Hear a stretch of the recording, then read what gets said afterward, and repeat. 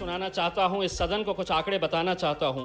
मार्च 2020 547, अप्रैल 2020 651, मई 2020 437, इसके आगे के हर महीनों के आंकड़े 400, 500, 600, 2001 से 2020 34,200। यह अध्यक्ष महोदय, ये सिर्फ आंकड़े हैं।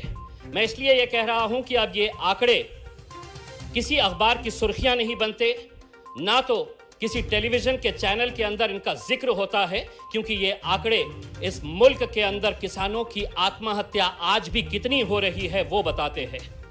ये हमारे लिए, हम सब के लिए बड़े शर्म की बात है। अध्यक्ष महोदय, अगर किसान आत्महत्या करता है तो यकीनन उसकी सुर्खी नहीं बनती है, लेकिन आज इतने सालों के बाद भी अगर हम ऐसे बिल लेकर आ रहे हैं तो न जाने 70 सालों के अंदर कितनी मर्तबा हमने ऐसा सुना है कि ये बिल के बाद किसानों की जिंदगी बेहतर हो जाएगी, लेकिन उसके बाद किसानों की हालत बद से बदतर होती जाती है। और यही बात का नमूना है कि आज भी इस मुल्क के अंदर ये जितने आंकड़े हैं, मैं जिस महाराष्ट्र के मराठवाड़ा क्षेत्र से आता हूं वहां के ये आंकड़े मैं बता रहा हूं, मुल्क के आंकड़े नहीं है, मुल्क के आंकड़े तो बहुत ज्यादा है। अध्यक्ष महोदय, मेरे महाराष्ट्र के अंदर आज किसान आंदोलन कर रहा है, ये प्याज का किसान है। मंत्री जी, वो कहता है कि ये प्याज मेरी है, मैंने पैदावार किया है इसे, आपने एक्सपोर्ट के ऊपर पाबंदी लगा दी है। क्या वजह है?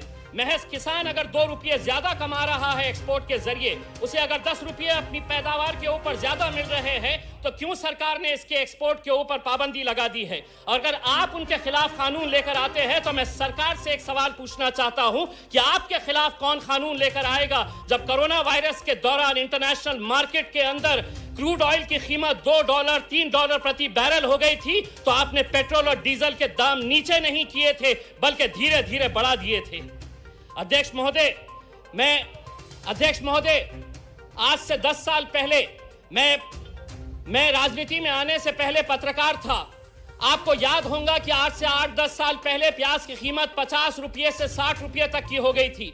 हम उस वक्त जब किसानों के पास गए थे ये जानने के लिए कि किसानों को इसका कितना फायदा हुआ होगा, तो मंत्री जी, उस वक्त किसान की जो पैदावार थी प्याज की, उसकी कीमत उसे दी गई थी 12 रुपये से 15 रुपये, लेकिन मार्केट का रेट उस वक्त चलता था 55 रुपये से 65 रुपये तक प्याज की कीमत चली गई थी।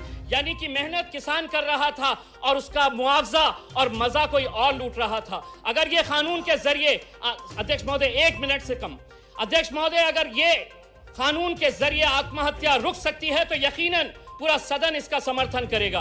अगर इस कानून के जरिए अगर किसानों की जिंदगी बेहतर हो सकती है तो पूरा सदन इसका समर्थन करेगा। लेकिन हम जानते हैं कि यह कानून महज अपनी पीठ थपथपाने के लिए सरकार लेकर आ रही है, इसीलिए सरकार को एक और झूठ बोलने के लिए मैं बहुत बहुत मुबारकबाद पेश करता हूं।